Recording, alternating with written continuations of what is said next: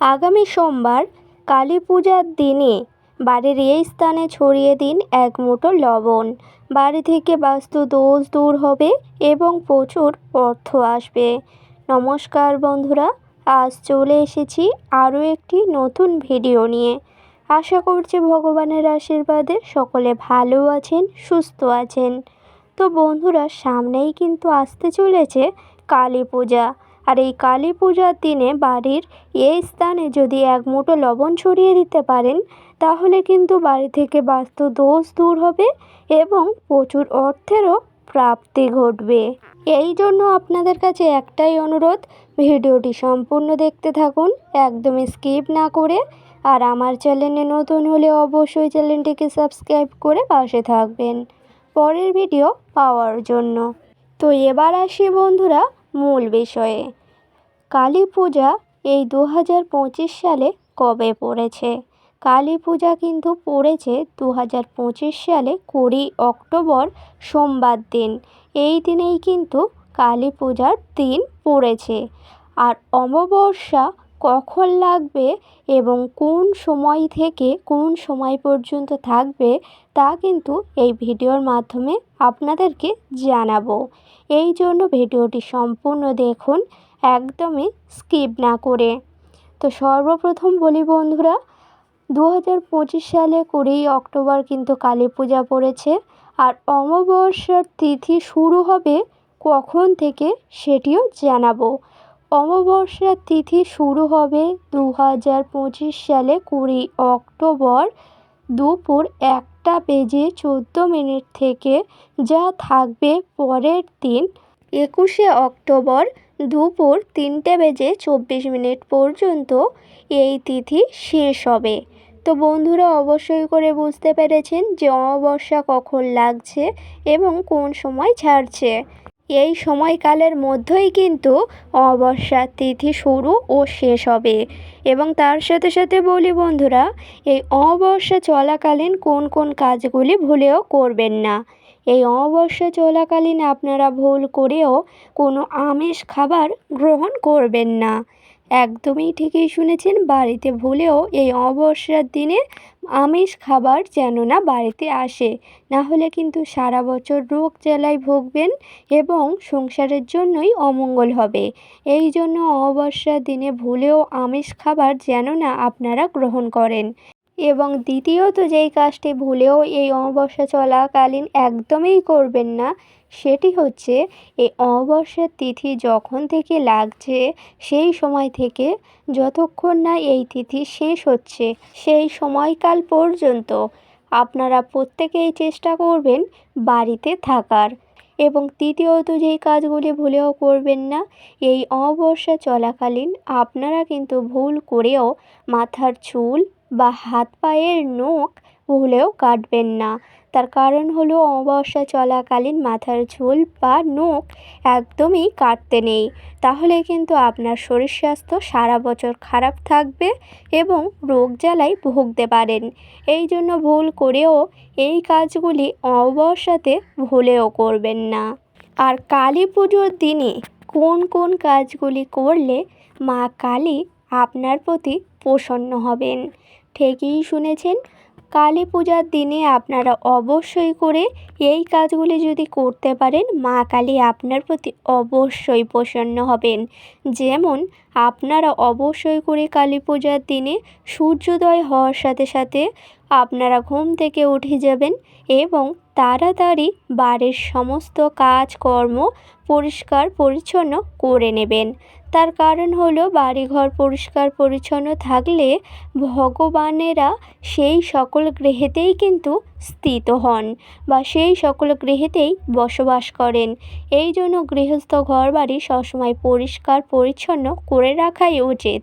এবং তার সাথে সাথে বলি বন্ধুরা, আপনারা তারপরেই যখন ঘুম থেকে উঠে যাবেন, বাড়ির সমস্ত কাজকর্ম পরিষ্কার পরিচ্ছন্ন করার পরেই চান সেরে নেবেন সকাল সকাল। সকাল সকাল যখনই স্নান সারা হয়ে যাবে, আপনারা চলে যাবেন কিন্তু বাড়ির ঠাকুর ঘরে। বাড়ির ঠাকুর ঘরে যাওয়ার পরে অবশ্যই করে কিন্তু আপনারা চেষ্টা করবেন ঠাকুর ঘর ভালোভাবে পরিষ্কার করে নেওয়ার এবং বাড়ির তুলসী তলাও ভালোভাবে পরিষ্কার করে নেওয়ার। অবশ্যই করে ঠাকুর ঘর পরিষ্কার করে ফুল দিয়ে সাজিয়ে তুলবেন এবং তারপরেই কিন্তু ভোগ নিবেদন করবেন। এবং তার সাথে সাথে অবশ্যই করে আপনারা চেষ্টা করবেন যেন সকালের পূজা তাড়াতাড়ি সকাল সকাল সম্পূর্ণ করে নিতে পারেন। অবশ্যই করে সকালের পূজা যদি সকাল সকাল সম্পূর্ণ করা যায়, সেই সকল গৃহেতেই কিন্তু ভগবানের আনাগোনাই থাকে। এই জন্য অবশ্যই করে নিত্যদিনের মতো সূর্যোদয় হবে সেই সময় ঘুম থেকে ওঠা এবং সকালে চান সেরে সকালের নিত্য পূজা সকাল সকাল সম্পূর্ণ করে নেওয়ার অর্থই হলো সংসারের জন্যই খুবই মঙ্গলদায়ী। এই জন্য আপনারা কালী পূজার দিনে এই নিয়মগুলি অবশ্যই মেনে চলবেন এবং সন্ধ্যাতে যখন মা কালীর পূজা অর্চনা হবে আপনারা চাইলে আপনারা অবশ্যই করে একটি জবা ফুল বা 101টি জবা ফুলের মালা এবং একটি নতুন বস্ত্র আপনারা চাইলে যে কোনো কালী মন্দিরে গিয়ে দান করে আসতে পারেন। তার অর্থ হলো জবা ফুলের মালা বা নতুন বস্ত্র মা কালীর উদ্দেশ্যে যদি দান করতে পারেন তাহলে কিন্তু সেটি খুবই মঙ্গলময়। এই জন্য অবশ্যই করে আপনারা চেষ্টা করবেন কালী পূজার দিনে একটি নতুন বস্ত্র এবং 5 রকম ফল এবং জবা ফুলের মালা এই 3টি সামগ্রী নিয়ে যে কোনো কালী মন্দিরে গিয়ে অবশ্যই করে মা কালীর উদ্দেশ্যে দান করা। এটি করলে কিন্তু মা কালী আপনার প্রতি প্রসন্ন হবেন এবং আপনার সংসারের জন্যই মঙ্গলময় হবে। তো বন্ধুরা অবশ্যই করে কালী পূজার দিনে এই কাজগুলি আপনারা করতে পারেন। এবার আসি মূল বিষয়ে। 20 অক্টোবর কালী পূজার দিনে কোন সময়ে বাড়ির এই স্থানে ছড়াবেন 1 মুঠো লবণ। একদমই ঠিকই শুনেছেন, কালী পূজার রাতে অর্থাৎ 20 অক্টোবর 2025 সালে সোমবার দিন, আগামী সোমবার দিন কালী পূজার দিনে রাতে আপনারা যদি 1 মুঠো লবণ নিয়ে বাড়ির এই স্থানে রেখে দিতে পারেন তাহলে কিন্তু সেই লবণের মাধ্যমে বাড়িতে কোনো যদি অশুভ শক্তি আসে তাহলে সেই লবণের মাধ্যমে শোষণ করে নেবে। এই জন্য কালী পূজার দিনে সন্ধ্যাতে যখন সন্ধ্যার পূজা সম্পূর্ণ করে নেবেন তারপরেই কিন্তু আপনারা বাড়িতে নিয়ে নেবেন একটি পাত্র। সেই পাত্রর মধ্যে দিয়ে দেবেন 1 প্যাকেট লবণ। লবণটি কেটে সেই পাত্রর মধ্য দিয়ে সেই লবণের পাত্রটি নিয়ে কিন্তু চলে যাবেন আপনাদের ঘরে।